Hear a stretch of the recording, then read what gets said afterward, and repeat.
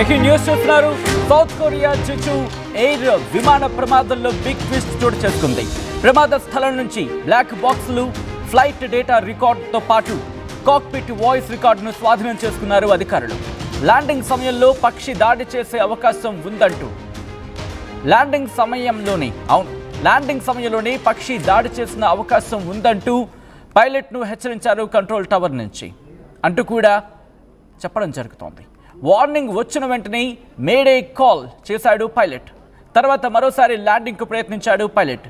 Landing gear retract చేసుకొని belly ల్యాండింగ్కు ప్రయత్నించినట్లు ఆ వీడియోలో కనిపిస్తోంది. అంటే ల్యాండింగ్ గేర్ అది అక్కడ పనిచేయలేదు సరిగ్గా, దాంతోనే బెల్లి ల్యాండింగ్కు ప్రయత్నించాడు పైలట్ అనేది అక్కడ వీడియో చూస్తుంటే మనకు అర్థమవుతుంది. వెంటనే రన్వేపై జారిపోయింది. దాంతో విమానం ముందుకు వెళ్ళిపోయింది పొగలు కక్కుకుంటూ. ఆ తర్వాత గోడను ఢీకొట్టింది. ఆ తర్వాత పేలిపోయింది. పూర్తిగా మంటలో చిక్కుకుపోయింది. బ్యాంకాక్ నుంచి సౌత్ కొరియా మువాన్ ఎయిర్పోర్ట్కు వస్తుండగా ఈ ప్రమాదం జరిగింది. ఇవి కాస్త డిస్టర్బింగ్ విజువల్స్. ఈ కథను మిమ్మల్ని కాస్త కలవరపరచచ్చు. మిమ్మల్ని కలవరపాటుకు గురి చేయడం ఆర్టీవీ ఉద్దేశం కాదు. కానీ ఆ విమాన ప్రమాదాన్ని మీకు చూపించడం, తద్వారా మీకు అవగాహన కల్పించడం, మిమ్మల్ని అప్రమత్తం చేయడంలో భాగంగానే ఈ కథను చూపించడం జరుగుతుంది తప్ప మిమ్మల్ని కలవరపాటుకు గురి చేసే ఉద్దేశం ఆర్టీవీకి ఎన్నడూ లేదు, ఉండదు. కానీ ఇటువంటి కథనాలు చూసినప్పుడు కాస్త కలవరపాటుకు గురి అవకాశం ఉంటుంది కాబట్టి దీనికి సంబంధించి తగిన జాగ్రత్తలు తీసుకోవాలని చెప్పి ఆర్టీవీ సూచించడం జరుగుతోంది. విజువల్స్ మీరు చూస్తున్నారు. ప్రమాద సమయంలో ఫ్లైట్లో 181 మంది ఉన్నారు. దీంట్లో 175 మంది ప్రయాణికులు, 6 సిబ్బంది. ప్రమాదంలో 179 మంది మృతి చెందారు. 2 ప్రాణాలతో బయట పడ్డారు. ఇద్దరు మాత్రం వాళ్ళకి ట్రీట్మెంట్ జరుగుతోంది. సియోల్లో వాళ్ళకి, దక్షిణ కొరియా రాజధాని సియోల్లో వాళ్ళకి ట్రీట్మెంట్ ఇవ్వడం జరుగుతోంది. ప్రస్తుతం ఇన్వెస్టిగేషన్ వేగవంతం చేశారు అక్కడ అధికారులు. దానికి సంబంధించిన బిగ్ బ్రేకింగ్ న్యూస్ చూస్తున్నారు. అక్కడ రికార్డ్స్ని స్వాధీనం చేసుకుంటున్నారు. అక్కడ రికార్డ్స్ని స్వాధీనం చేసుకొని ఇన్వెస్టిగేషన్ని మరింత స్పీడప్ చేస్తున్నారు. పైలట్ మే డే అంటూ చెప్పుకొచ్చాడు. పైలట్ డిక్లేర్ చేశాడు మే డే అంటూ కూడా, అంటే అర్థం చేసుకోవచ్చు. ఫ్లైట్ బ్లాక్ బాక్స్ని స్వాధీనం చేసుకున్నారు. దాంతోపాటు అక్కడ వాయిస్ రికార్డ్కి సంబంధించి కాక్పిట్స్ అవి ఉంటాయి కదా, వాటిని కూడా స్వాధీనం చేసుకున్న పరిస్థితి. జెజు ఎయిర్ప్లేన్ ఎటువంటి ప్రమాదానికి గురైందో మనం చూసాం. బ్యాంకాక్ నుంచి సౌత్ కొరియాకు వస్తూ ఉండగా ల్యాండింగ్ సందర్భంలో ప్రమాదం చోటు చేసుకుంది. ఈ ఘటనలో 179 మరణించారు అక్కడికక్కడే. ఇక్కడే ఒకటే చెప్పడం జరుగుతోంది. South Korea deputy transport minister Jo Jangwon రెండు బ్లాక్ బాక్సుల్ని, అలాగే ఫ్లైట్ డేటా రికార్డ్ని, కాక్పిట్ వాయిస్ రికార్డర్ని రికవరీ చేసుకున్నామంటూ కూడా చెప్పిన పరిస్థితి. దీన్ని ఇన్వెస్టిగేషన్ కోసం పంపించడం జరిగింది అంటూ కూడా, ఇన్వెస్టిగేషన్ కోసం వాటిని రికవరీ చేసుకోవడం జరిగిందంటూ కూడా వాళ్ళు South Korea deputy transport minister Jo Jangwon చెప్పిన పరిస్థితి. దాంతోపాటు అసలు కారణం ఏంటి, ఇంతటి ప్రమాదానికి దాడి తీస్తున్న కారణం ఏంటి అనేది ఒకసారి మాట్లాడుకునే ప్రయత్నం చేద్దాం. 15 ఏళ్ల పాతది ఈ బోయింగ్ 737-800 జెజు ఎయిర్ సంబంధించి విమానయాన సంస్థ, జెజు విమానయాన సంస్థ నడుపుతున్న ఈ బోయింగ్ 737-800 15 ఏళ్ల పాతది. బ్యాంకాక్ నుంచి మువాన్ ఎయిర్పోర్ట్కి వెళ్తున్న క్రమంలో ఒక వార్నింగ్ కాల్ వచ్చింది కంట్రోల్ టవర్ నుంచి. ఏమని? బర్డ్ స్ట్రైక్ అంటే పక్షి దాడికి సంబంధించి వార్నింగ్ వచ్చింది. అంటే పక్షి దాడి చేసే అవకాశం ఉందంటూ కూడా ఇటు కంట్రోల్ టవర్ నుంచి వార్నింగ్ రావడం జరిగింది. అది కూడా దాదాపుగా ఉదయం 9 గంటల ప్రాంతంలో, స్థానిక కాలమాన ప్రకారం ఉదయం 9 గంటల ప్రాంతంలో ఆ హెచ్చరిక వచ్చింది, ఆ వార్నింగ్ వచ్చింది. ఆ వార్నింగ్ తర్వాత వెంటనే పైలట్ మేడే అంటూ కూడా అలర్ట్ జారీ చేశాడు. ఇక్కడే ఇంకొక ల్యాండ్కి ప్రయత్నం చేశాడు. అంటే ల్యాండింగ్కి ప్రయత్నం చేస్తున్న సందర్భం. ఈ ల్యాండింగ్కి ప్రయత్నం చేస్తున్న సందర్భంలో ఒక్కసారిగా ఆల్టిట్యూడ్ తగ్గిపోయింది. దాంతోపాటు ల్యాండింగ్ గేర్ ఆ వీడియో ఫుటేజ్ చూస్తే మనకు అర్థమవుతుంది. ఒక్కసారి ఆ ల్యాండింగ్ అవుతున్న సందర్భంలో మీరు చూస్తే కనుక ఆ ల్యాండింగ్ గేర్ రిట్రాక్ట్ అయిపోయింది. దీంతోనే బెల్లి ల్యాండింగ్ జరిగింది అనేది ఆ విజువల్స్ చూస్తే అర్థమవుతుంది. మరి ముఖ్యంగా జాతీయ మీడియా కథనాలు కావచ్చు, లేకపోతే ప్రపంచ వార్తా సంస్థల కథనాలు కావచ్చు, ఈ అంశాన్ని ప్రస్తావించడం జరుగుతోంది. ఒకసారి వీడియో చూసే ప్రయత్నం చేద్దాం. ల్యాండింగ్ సందర్భంలో ఆ ల్యాండింగ్ అయిన తర్వాత అది ల్యాండ్ అవుతున్న సందర్భంలో మీరు చూస్తే కనుక దాని ఆల్టిట్యూడ్ ఒక్కసారిగా కోల్పోతుంది. ఆ వేగం నియంత్రణలోకి రాదు. ఇటువంటి అనేక కారణాలు ఆ ప్రమాదానికి దారితీశాయి. ఒకసారి ఆ విజువల్ని చూపించే ప్రయత్నం చేద్దాం. PCR landing visual. ఆ ల్యాండింగ్ విషయంలో ఒకసారి చూపించే ప్రయత్నం చేద్దాం. అదిగోండి ఒకసారి మీరు చూస్తే కనుక ల్యాండింగ్ అలా అవుతున్న క్రమంలోనే ఫుల్ ఫ్రేమ్కి వెళ్దాం, నో ఇష్యూ, ఫుల్ ఫ్రేమ్కి వెళ్దాం. మీరు చూస్తే కనుక అదిగోండి వెనకాల ఐ థింక్ వెనకాల ల్యాండింగ్ గేర్స్ ఓపెన్ కాలేదు బహుశా. ఆ కాని నేపథ్యంలోనే అదిగో ఎస్ ఓకే ముందర కూడా మనకి దాదాపుగా ముందర కూడా లేదు. ఓకే ఆ గేర్స్ ఓపెన్ కాలేదు, ఆ హైడ్రాలిక్ సిస్టమ్ పనిచేయలేదు సరిగ్గా అనేది ఇంకొక మాట వినిపిస్తూ ఉంటే, దాంతోపాటు ల్యాండింగ్ గేర్స్ సపోర్ట్ లేదు.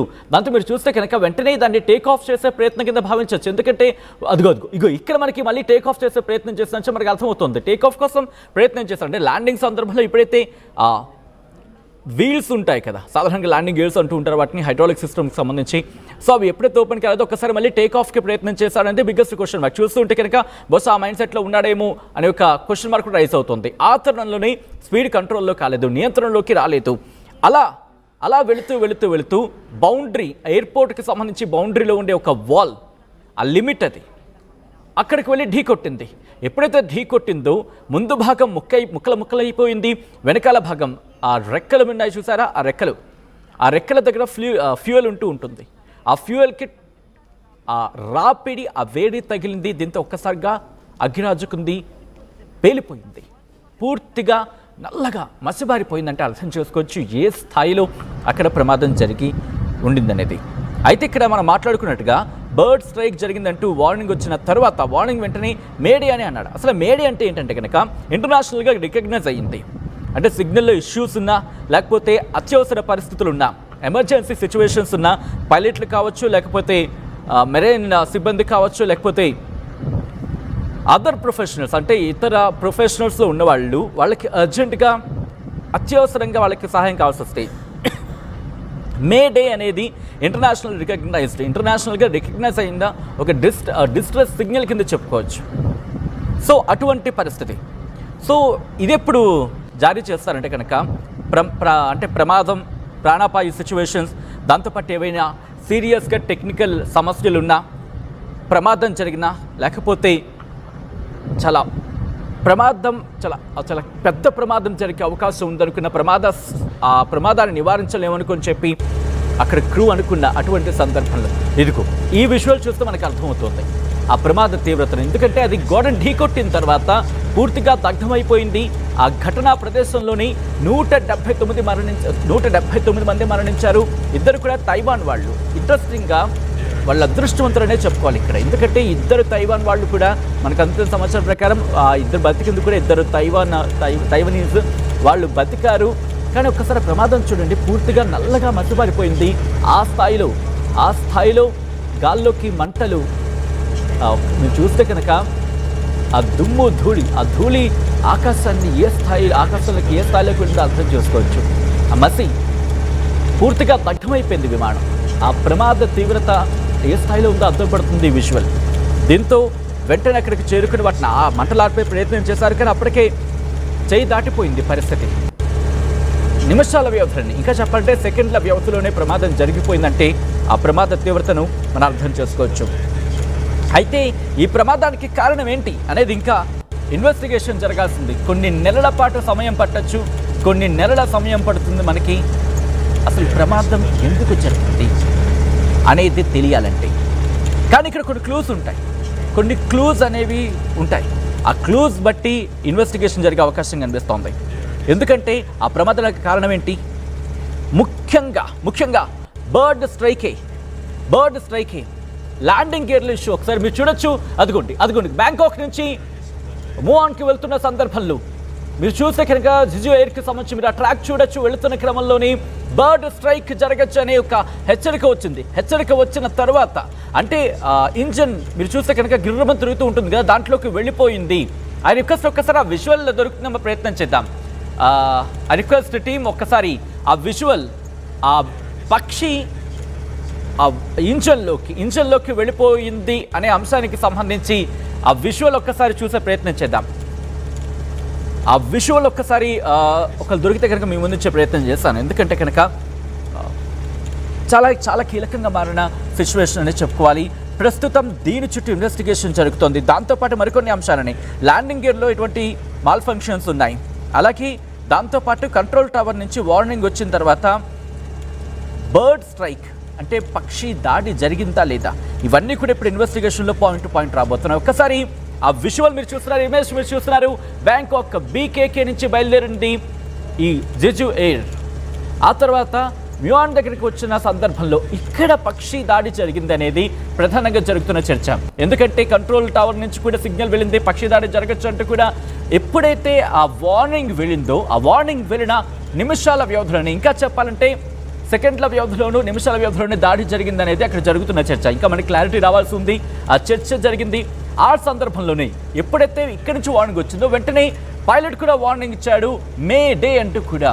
అంటే ప్రమాదం, అత్యయిక పరిస్థితి అంటూ ఉంటాయి కదా, ఎమర్జెన్సీ సిచ్యువేషన్ అని చెప్పి. అంటే ఇంకా నా చేతుల్లో ఏం లేదు, మీకు అప్పచెప్పేస్తున్నాను, మీరే కాపాడాలి ఆ సందర్భం వచ్చేలా. అంటే ఎమర్జెన్సీ అసిస్టెన్స్ అనేది చాలా అత్యవసరమైన సాయం కావాల్సి ఉంటుంది. సో బ్లాక్ బాక్స్లో సంచలన విషయాలు ఉండే అవకాశం కనిపిస్తోంది. అసలు ఏం జరిగింది, ఎందుకు అంత ఎమర్జెన్సీ ల్యాండింగ్ చేయాల్సి వచ్చింది, ల్యాండింగ్ చేస్తున్న సందర్భంలో ఆ స్పీడ్ ఎందుకు నియంత్రణలో లేకపోయింది, స్పీడ్ నియంత్రణలో లేకపోవడానికి ఇంకేమైనా కారణాలు ఉన్నాయా, ఆ స్పీడ్ను నియంత్రించేందుకు ఏం చేశాడు పైలట్, స్పీడ్ నియంత్రణకు వచ్చే అవకాశం ఏ స్థాయిలో అక్కడ ఉండింది, అసలు ఎందుకు అంత ఎమర్జెన్సీ ల్యాండింగ్ అక్కడ చేయాల్సి వచ్చింది, కంట్రోల్ టవర్ నుంచి ఎటువంటి అసిస్టెన్స్ దొరికింది, కంట్రోల్ టవర్ కరెక్ట్గానే మానిటర్ చేసిందా, కరెక్ట్గానే అసిస్టెన్స్ ఇచ్చిందా, దాంతోపాటు పైలట్ ఎక్కడైనా అలసత్వం వహించడం జరిగిందా. ఆఫ్ కోర్స్ ఇక్కడ అటువంటి సిచ్యువేషన్స్ చాలా రేర్గా ఉంటాయి, ఎందుకంటే పైలట్స్ సాధారణంగా ఎక్కడ కూడా అటువంటి సిచ్యువేషన్స్ ఉండవు, అలసత్వం వహించే పరిస్థితులు ఉండవు. కానీ ఎక్కడైనా ఆ కోఆర్డినేషన్, ఎందుకంటే ప్రతిదీ కూడా చాలా మైన్యూట్గా మిల్లీ సెకండ్స్ అంటూ ఉంటాం కదా, అటువంటి సందర్భాల్లో వాటిని వాళ్ళు క్యాలిక్యులేట్ చేయాల్సి ఉంటుంది. ప్రతికూల వాతావరణాన్ని, ప్రతికూల పరిస్థితులని, అత్యయిక పరిస్థితుల్లో వీటన్నిటిని క్యాలిక్యులేట్ చేసుకుంటూ ఒక పక్క ఆహాకారాలు, లోపల ఉన్న వాళ్ళు ఆ పరిస్థితి కాస్త అటు ఇటు అయితే కనుక వాళ్ళకి అర్థమవుతూ ఉంటుంది, వాళ్ళు ఆహాకారాలు చేస్తూ ఉంటారు, సినారియో మారిపోతున్న పరిస్థితి చూస్తాం. సో ఇటువంటి నేపథ్యంలోని ఇప్పుడు పూర్తిగా ఇన్వెస్టిగేషన్ అయితే జరుగుతోంది. పక్షి దాడే దీనికి కారణమా ప్రధానంగా అనేది ఈ అంశానికి సంబంధించి ఈ కోణంలో దర్యాప్తు జరుగుతోంది. ఇప్పటికే ప్రభుత్వం, సౌత్ కొరియా ప్రభుత్వం కూడా రియాక్ట్ అయింది. అక్కడ ప్రెసిడెంట్, యాక్టింగ్ ప్రెసిడెంట్గా ఉన్న చాయ్ సాంగ్ మాక్, ఆయన మూడు రోజులుగా ఈ అంశానికి సంబంధించి ఆఫ్కోర్స్ 3 రోజులు అయింది ఆయన అక్కడ పదవికి వచ్చి. ఎమర్జెన్సీ మీటింగ్ క్యాబినెట్ మినిస్టర్స్తో ఆదివారం ఆయన నిర్వహించడం జరిగింది. అలాగే ఘటనా స్థలాన్ని కూడా పరిశీలించారు. వెంటనే అక్కడ గాయాలపైన వాళ్ళని అక్కడికి దగ్గరలోనే అరేంజ్మెంట్స్ చేసి వాళ్ళకి ట్రీట్మెంట్ అందిస్తున్న పరిస్థితి.